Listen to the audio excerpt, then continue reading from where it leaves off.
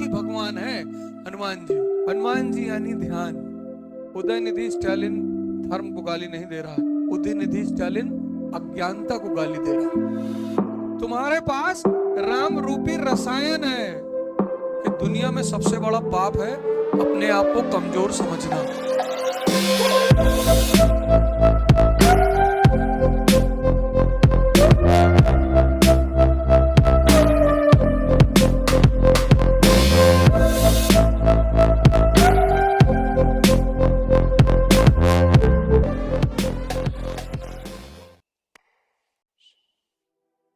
समझना है, पढ़ना उड़ना नहीं, आराम से बैठो और कहानी को गौर से सुनो और कनेक्ट करो। मतलब हम जब तुमको मॉडर्न वर्ल्ड हिस्ट्री और मॉडर्न इंडिया पढ़ा दें तो तुम्हारी जिंदगी में एक कमी पूरी हो जानी चाहिए कि अब तुमको इस बात का वो ना रहे कि पढ़ना कैसे है और पढ़ना क्या है। अगर ये दो चीज तुम हमसे सीख ले गए तो आईएएस की परीक्षा तो बहुत छोटी हो जाएगी तुम्हारे लिए। तुम ही आगे कहोगे हमसे कि अब ना देंगे गुरुजी। जिसका दिमाग का दायरा बड़ा हो गया वो तुमको तो डर लगता है इस वक्त ना, क्योंकि तुमने अपनी शक्ति को अभी खोला नहीं है तो तुमको डर लग रहा है कि भगवान किसी तरह से कोई नौकरी मिल जाए बस। तुम अभी भयभीत हो क्योंकि तुमको शक्ति से अपने परिचित नहीं हो। तुम्हारा हाल हनुमान जी वाला है। इस समंदर सामने देखे कि ये कौन पार करेगा, बोले तुम ही करोगे। ये स्टालिन जो धर्म को गाली दे रहा है, उदयनिधि स्टालिन, वो हिंदू धर्म को थोड़ी दे रहा है, वो हिंदू धर्म की अज्ञानता को गाली दे रहा है। समझो इस बात को। हिंदू धर्म को कौन गाली देगा? क्योंकि मैंने पिछली बार भी तुमसे क्लास में पूछा, कई बार मैंने लोगों से पूछा, अब कितने लोग हो इस क्लास में जिन्होंने हनुमान चालीसा कम से कम 50 बार तो पढ़ी होगी? कितने लोगों ने पढ़ी? 1 2 3 4 5। तुमने पढ़ी?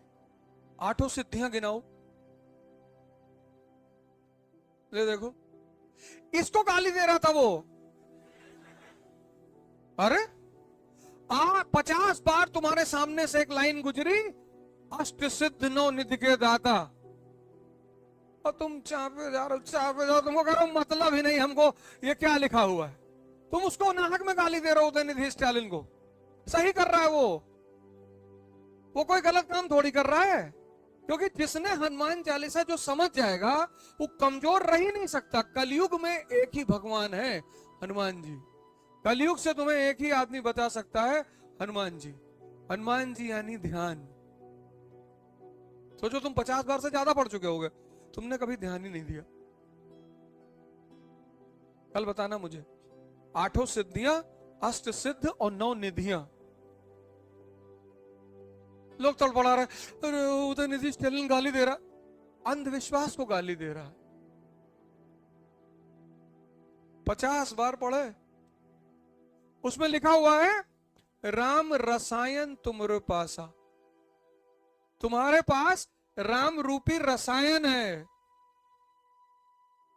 तुम कह रहे हो हमारे पास भैया है ही नहीं। है।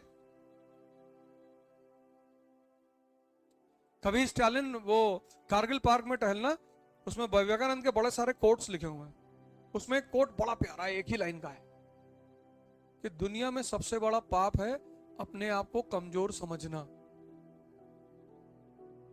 क्योंकि तुम हो ही नहीं। नासे रोग हरे सब पीरा, जपत निरंतर हनुमत बीरा। 1 घंटा अपनी सांस पर ध्यान दे दो, अगर लग जाए तो शरीर में कोई व्याधि नहीं बचेगी। 1 घंटा, जो कि नामुमकिन है। अभी करके देख रहे थे 20 मिनट के लिए। सिर्फ एक वो इतनी महान किताब है, छोटी सी, वो इतनी महान किताब है वो, लेकिन उसको खोलने के लिए एक गुरु चाहिए, क्योंकि पहली लाइन वहीं से शुरू होती है, श्री गुरु चरण सरोज रज।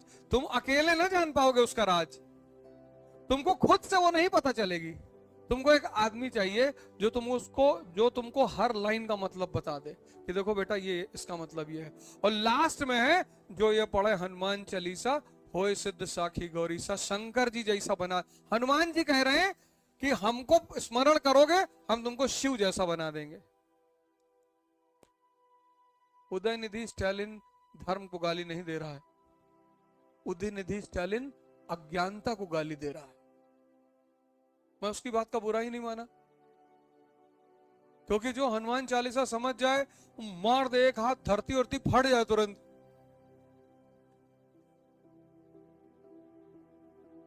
शक्ति ही यही है। 4 भाई हैं, राम लक्ष्मण भरत शत्रुघ्न। 4 भाई 4 चीज के सूचक हैं, धर्म अर्थ काम मोक्ष। 3 माएं तो 3 गुण हैं जीवन में, सत्व रज तम।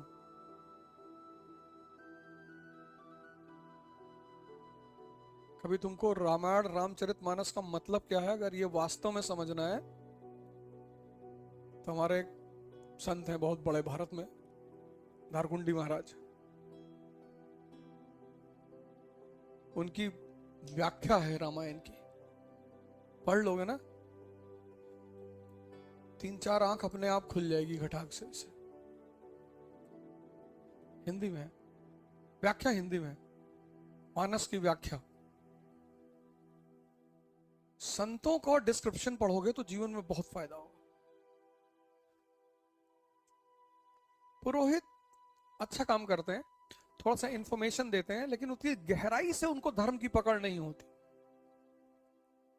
पुरोहित को सिर्फ थ्योरी पता होती है, जरूरी भी है किसी भी धर्म का पुरोहित हो, हिंदू मुसलमान किसी भी धर्म का। तो हसन बसरी बसरा के थे, शेख सूफी थे, उनको नदी पार करके जाना होता था डेली।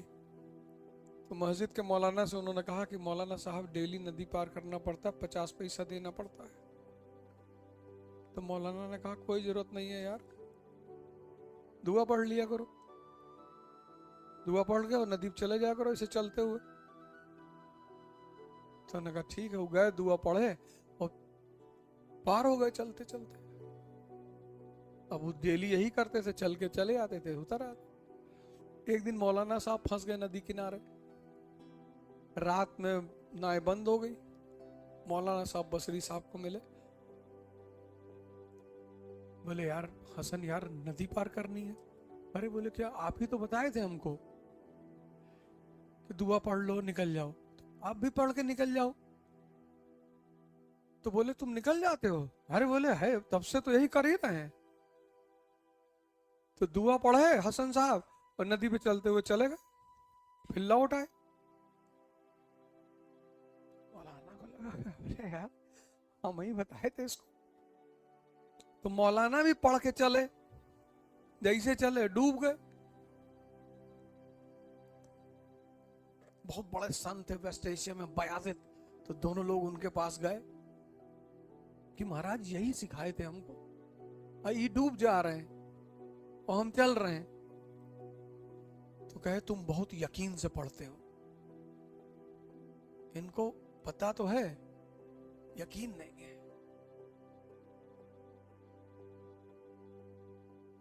धर्म इतनी बड़ी चीज है,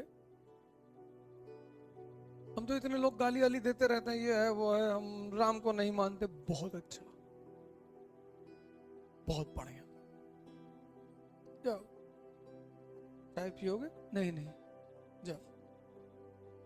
अबे हम ठेका लिए सबको धर्म मनवाने का, मत मानो है? हम सबको ठेका लिए हैं, मत। बहुत हमारे दोस्त हैं, हम नहीं मानते, हम हिंदू धर्म को नहीं मानते, हम हनुमान को नहीं मानते। बहुत अच्छा, जाओ। बीड़ी पियोगे? नहीं नहीं, जाओ। तुम इतना लोड क्यों लेते हो? जब हिंदुस्तान के लोगों के पास मौका आया मतलब हम अगर इस वक्त दलित होते तो हम अपनी टाइटल लिखते पांडे, शुक्ला, तिवारी। कौन रोक लेता हमको? सब दलितों को यही टाइटल लिखनी चाहिए। अगली जनरेशन कोई जाने नहीं पाएगा। नहीं, हम होते तो हम यही लिखते। 20 साल में सब इक्स मिक्स हो जाता, पता नहीं चलता ओरिजिनल वाले कौन है, नकली वाले कौन है। लेकिन ये चीज वोट बैंक के खिलाफ है। वोट बैंक, राजनीति जो ना कराए। अब कौन रोकेगा? अब कोई रोक सकता किसी को उपनिषद पढ़ने से, रामचरितमानस, रामायण पढ़ने से? अभी तो सहे समय था।